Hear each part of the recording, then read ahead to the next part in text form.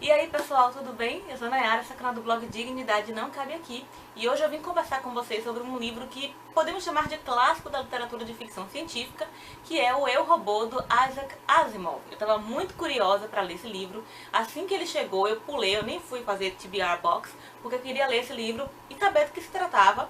Achei a capa linda, a edição tá muito bem feita. Esse robozinho aqui, como eu falei, no estilo meio steampunk, tá muito bacana. Eu já tinha visto o filme há muito tempo, com Will Smith, eu acho. Mas eu logo percebi que o filme tem pouquíssima coisa a ver com essa história aqui.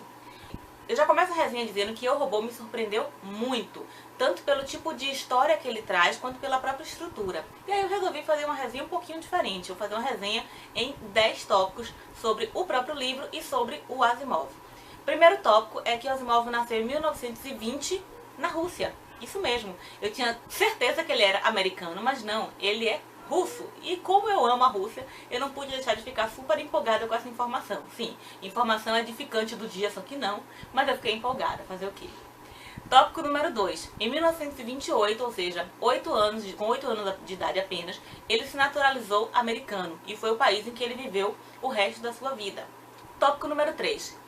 Eu, Robô é um livro que não se caracteriza como um romance, digamos assim. Na verdade, ele é formado por 9 contos, por 9 histórias. E isso fez com que eu me lembrasse muito das Crônicas Marcianas do Ray Bradbury, que me surpreendeu pela mesma característica. As Crônicas Marcianas também é um livro composto por algumas histórias, se eu não me engano, eu não sei se 8 ou 12 histórias, bem ao certo. E você pode ler essas histórias independentemente, elas não perdem o sentido, né? Mas você tem uma visão muito mais rica, muito mais ampla. Você tem a visão de uma história completa quando vou ler todos os contos. A mesma coisa acontece aqui. Tópico número 4. O primeiro conto que está aqui, que é o Robbie, na verdade foi escrito em 1940. E de quando é esse livro? De 1950. Ou seja, essa coletânea, essa junção dos 9 contos só foi feita e publicada em 1950. Mas o Asimov começou a falar sobre robôs muito tempo antes. Ele até fala aqui, né, no finalzinho do livro, tem uma parte que diz assim... Deixa eu pegar aqui para vocês. A história por trás dos romances de robô. É um texto do próprio Asimov, escrito em Nova York, em que ele fala um pouco dessa relação com os robôs e de que lá em 1939 começou a paixão dele por robôs enquanto escritor, ou seja, ele tinha apenas 19 anos quando ele começou a escrever histórias de robôs, mas a história vem de muito antes, porque ele já lia algumas coisas sobre o robô, algumas histórias, mas as histórias não agradavam muito ele, porque o robô sempre era visto como algo ameaçador, como uma figura suspeita ou uma figura completamente idiota. E aí ele não encontrava a história que ele queria ler, e aí disse, por que não escrever a história que eu quero ler? E foi assim que nasceu esse primeiro conto, chamado Robbie, que é o primeiro conto de Eu, Robô, lá em 1940. Na verdade foi publicado, ele escreveu em 39, fim de 39, e foi publicado em 40. Tópico 5. Asimov foi a primeira pessoa a usar o termo robótica, e isso lá em 1940, quando ele estava escrevendo esse primeiro conto. Interessante, né? Tópico número 6. A palavra robô vem de uma palavra tcheca que significa trabalho compulsório. Vocês sabiam disso? Eu não. Tópico número 7. Como eu falei, esse livro foi publicado em 1950. Mas uma das coisas mais importantes que você tem aqui são as leis da robótica. As 3 leis da robótica que serviram de base para todos os demais livros sobre robôs que foram escritos a partir dele. E isso o Asimov fez lá em 1942, num dos contos que também faz parte dessa coletânea. Pra quem ficou curioso com as leis da robótica, eu não lembrava muita coisa. Eu lembrava pela história do filme e pela peça que eu vi em outras histórias de robôs. Mas como eu nunca tinha visto nada muito concreto, foi bom beber da fonte, né, original. Eu vou contar pra vocês quais são as 3 leis da robótica que servem de base para a história que tá aqui e que serviram de base para outros livros sobre robôs. Bom, primeira lei. Um robô não pode ferir um ser humano ou, por inação, permitir que um ser humano venha a ser ferido. Segunda lei. Um robô deve obedecer às ordens dadas por seres humanos, exceto nos casos em que tais ordens entrem em conflito com a primeira lei. E terceira lei, um robô deve proteger sua própria existência desde que tal proteção não entre em conflito com a primeira e com a segunda lei. Então, essas 3 leis que o Asimov criou lá em 1942 para escrever um dos contos, foram leis que se estabeleceram como regras. Sabe a história do vampiro, de que ele bebe sangue e ele não pode sair à luz porque aí ele se queima e é desintegrado? O Bram Stoker criou essas coisas, ele estabeleceu como características essas e outras coisas, eu falei isso num vídeo já, mais antigo do canal. O Bram Stoker criou essas características para o vampiro e elas foram aceitas como características próprias dessa figura, desse personagem mitológico, e todo mundo que escreveu após ele começou a colocar isso como uma condição própria dos vampiros. A mesma coisa aconteceu com Asimov.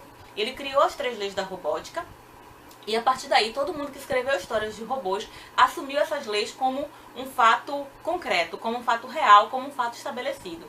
Isso é muito bacana porque isso mostra, assim, as 3 leis da robótica que o Asimov estabeleceu, mostra a visão que ele tinha da humanidade, do futuro e dos próprios robôs. Isso eu tô percebendo, assim, cada vez que eu leio um livro de ficção científica de um autor diferente, eu vou percebendo o estilo tanto o estilo de escrita, quanto a visão que eles têm de futuro e a relação que eles têm com a tecnologia. Uma coisa que me chamou muita atenção no Asimov, desde o fim da eternidade, principalmente em Eu, Robô, é esse apaixonamento, esse encantamento que ele tem, tanto pelo conhecimento em si, e aí ele diz nessa parte final que ele nunca achou que, se as pessoas acham que o conhecimento é perigoso, pode ser perigoso em alguma circunstância ou em alguma medida, ele nunca achou que a ignorância fosse a solução. Muito pelo contrário. Se o conhecimento traz algum tipo de ameaça ou ameaça em potencial, você precisa de mais conhecimento ainda para neutralizar essa ameaça ou para saber como controlar esse conhecimento e fazer com que ele dê frutos melhores, frutos mais ricos para a humanidade, frutos mais positivos para a humanidade. Esse encantamento que ele tem pelo conhecimento é o mesmo encantamento que ele transfere para a tecnologia. Ele vê a tecnologia como uma aliada, como uma forma de facilitar a vida humana, como uma forma de potencializar os benefícios para a vida humana. E é assim que ele encara os robôs. Então, quando ele traz as 3 leis da robótica, e a primeira lei, a lei essencial, a lei que um robô não pode desobedecer nunca, tanto que ele diz aqui, que um robô, antes de desobedecer a primeira lei, ele se tornaria completamente inoperante, é a lei que diz que um robô nunca pode ferir um ser humano, ou por inação, permitir que esse ser humano seja ferido. Ou seja, é como se ele dissesse, olha, os robôs estão aqui, eles são extremamente úteis, eles podem ser uma ferramenta fundamental para a evolução da humanidade. Mas já que vocês estão morrendo de medo deles, de que eles tomem o lugar dos humanos, seja no trabalho, seja tornando os humanos escravos, já que vocês temem tanto isso, eu vou estabelecer uma forma de proteger a humanidade e garantir que isso não vai acontecer. Aí você tem essa primeira lei. Então eu achei isso genial da parte dele, porque é como se ele já trouxesse um argumento que desarmasse esse medo inicial. Embora não tenha desarmado muita gente, sempre tenha havido uma suspeita.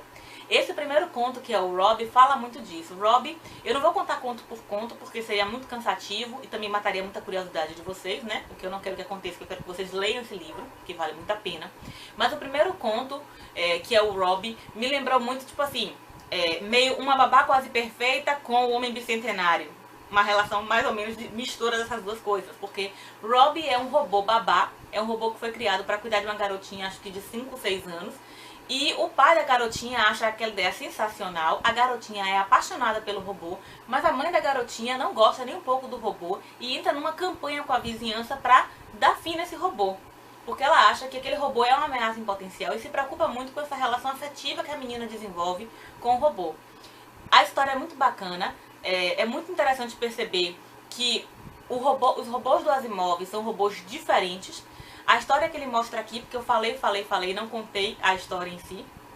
Essa história é muito simples e é outra coisa surpreendente, porque ele não começa de cara mostrando os contos. Primeiro que você descobre que são contos, e segundo porque não é de cara que ele começa os contos. Na verdade, existe uma mulher chamada Susan Calvin, que é uma psicóloga roboticista, e eu fiquei muito tempo pensando nessa relação entre psicologia e robótica, né? Mas enfim, Susan Calvin é uma psicóloga roboticista, é a maior conhecedora, é a maior expert em psicologia roboticista. Ela trabalha para uma empresa chamada US Robots e ela está com 75 anos na época que essa história começa e está se aposentando. E aí vem um jornalista para entrevistar, para falar um pouco da história da US Robots. E na verdade ele está interessado nas histórias que a Susan Calvin acompanhou, que ela viveu enquanto uma pessoa que praticamente devotou a vida à US Robots, porque ela entrou na US com mais ou menos 20 anos e está saindo com 75. Então foram 55 anos convivendo, estudando, pensando, analisando as reações dos robôs. E como os robôs tiveram uma evolução muito interessante na história da humanidade, nessa história aqui, ele está muito curioso por isso.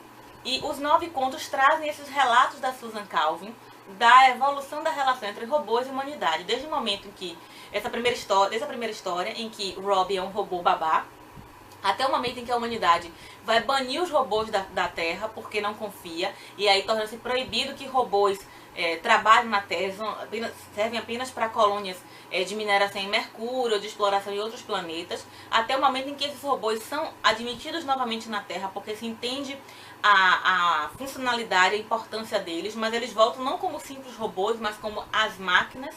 E aí é o momento em que se fala da era pós-atômica, é a era das máquinas, em que o mundo não é mais dividido em países, mas sim em 4 grandes regiões. Cada região tem uma capital, cada região funciona de uma forma diferente, então tem crescimento populacional diferente, tem economia diferente. E as discussões políticas que o Asimov faz aqui são muito interessantes. A discussão da relação homem-máquina é muito interessante, e essa visão que ele tem, e se expressa muito bem nessa frase aqui. Ele diz o seguinte, ele diz através da personagem Susan Calvin, que também é uma fiel defensora da importância dos robôs. E ela diz o seguinte: houve um tempo em que o homem enfrentou o universo sozinho e sem amigos. Agora ele tem criaturas para ajudá-lo, criaturas mais fortes que ele próprio, mais fiéis, mais úteis e totalmente devotadas a ele. A humanidade não está mais sozinha. Os robôs são uma espécie melhor e mais perfeita que a nossa. Então, só essa questão de ter uma psicóloga roboticista que fala dessa superioridade dos robôs e como eles são incríveis, são perfeitos e são muito mais éticos do que os humanos, porque sim, essa questão do dilema ético é muito discutida aqui, tem pontos muito interessantes para a gente refletir. Isso já torna o livro por si só genial.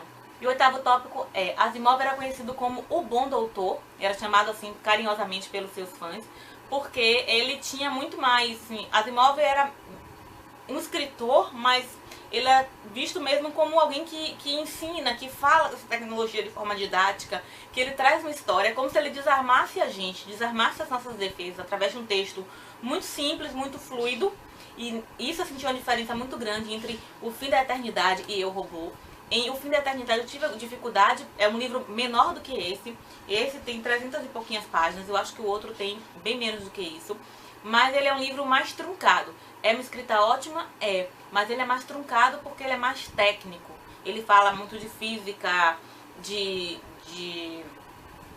questões espaciais. Eu não sei nem reproduzir direito assim, esses assuntos, essas áreas de conhecimento todas que ele trata lá em O Fim da Eternidade, né, de viagem interestelar e tal.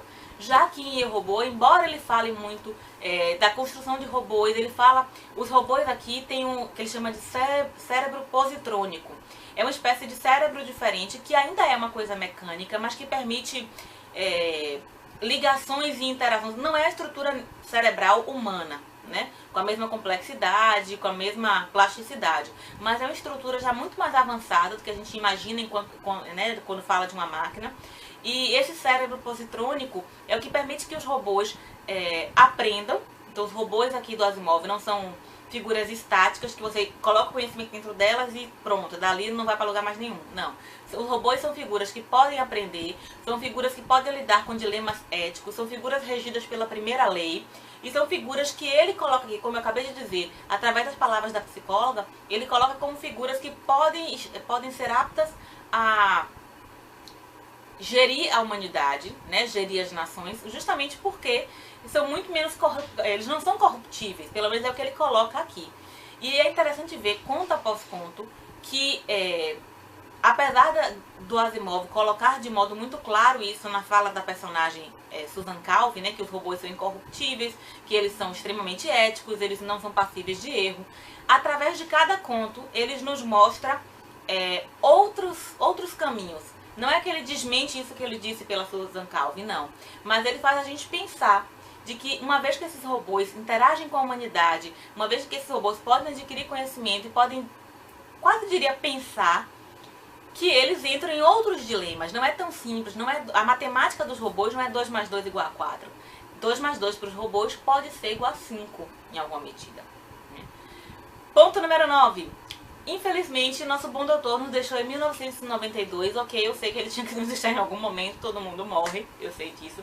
Como já disse o Ra's al Ghul no duelo com o Oliver Queen, né, a morte chega para todos nós, mas é uma pena pensar que um cara com essa produção, com essa inventividade, com essa imaginação, com essa visão de futuro, né, com essa postura de vanguarda, tenha nos deixado tão cedo. Eu sei que em 92 ele já tinha 72 anos, mas para um cara com essa cabeça, 72 anos acho que não era nada, digamos assim. E eu fico sempre sentindo e pensando quantas coisas incríveis, apesar a produção do Asimov é gigantesca, mas eu fico pensando quanto mais coisas a gente poderia ter.